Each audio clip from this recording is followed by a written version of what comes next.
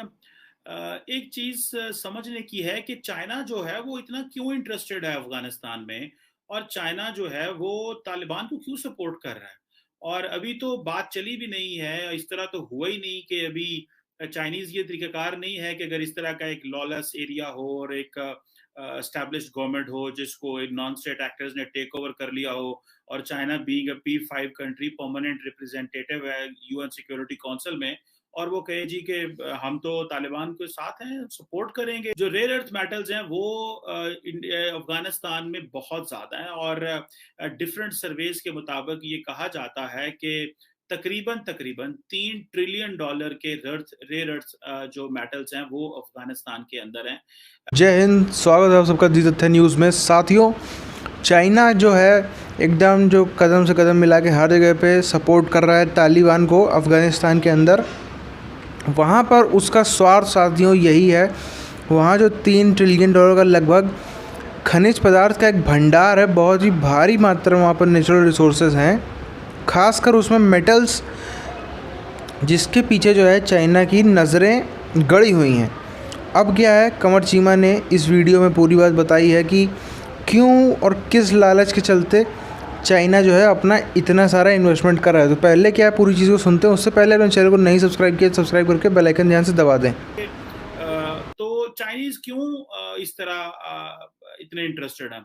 Obviously जो major reason समझी जाती है चाइनीज़ इंटरेस्ट और इन्फ्लुएंस में, वो तो जो कहा जाता है कि जो रेयर अर्थ मेटल्स हैं, असल में ये वो चीज़ है। जो रेयर अर्थ मेटल्स हैं वो अफ़गानिस्तान में बहुत ज़्यादा हैं और डिफरेंट सर्वेज के मुताबिक ये कहा जाता है कि तकरीबन 3 ट्रिलियन डॉलर के रेयर अर्थ जो मेटल्स हैं वो अफ़गानिस्तान के अंदर हैं। जिसमें जो चाइना है वो तकरीबन एक ये है वो ट्रिलियंस ऑफ डॉलर्स जो चाइना को अफ़गानिस्तान के करीब कर रहे हैं। साथियों, कमर चीमा ने वजह तो ये बताई कि नेचुरल रिसोर्सेज पर जो है भंडार पर उसकी नज़र है चाइना की। वो चाहता है वहाँ से उनको एक्सट्रैक्ट करके बेच के उनका खुद का भी देश में यूज़ कर लें और बेच के पैसे भी छाप लें। लेकिन पर्सनली अगर मेरी राय में तो ऐसा मुझे नहीं लगता है, क्योंकि चाइना इतनी बड़ी बेवकूफ़ी करेगा नहीं कि ऐसी गवर्नमेंट जो कि नॉन इस्टेब्लिश है मतलब कि कोई भी दुनिया में आज हकीकत में श्योर होकर नहीं कह सकता कि अगले 10 साल बाद भी तालिबान एग्जिस्ट करेगा अफ़गानिस्तान में या नहीं करेगा। जिस हिसाब से परिस्थितियाँ बदल रही हैं, हो सकता है ये 10 साल तक देश को ना चला पाए। हालांकि और दूसरी बात है, जैसे मान लीजिए पाकिस्तान जैसा एरिया भी है जहाँ पर उसने बलूचिस्तान में से काफ़ी ये सब नेचुरल रिसोर्सेज निकाले, लेकिन पाकिस्तान में भी अगर हम देखें तो कम से कम एक सरकार तो थी, कम से कम एक वहाँ पे ऐसी पावर है जो कि पाकिस्तान आर्मी है जिसकी उस एरिया में चलती है। अगर हम देखें अफ़गानिस्तान में तो कोई ऐसी पावर ही नहीं है।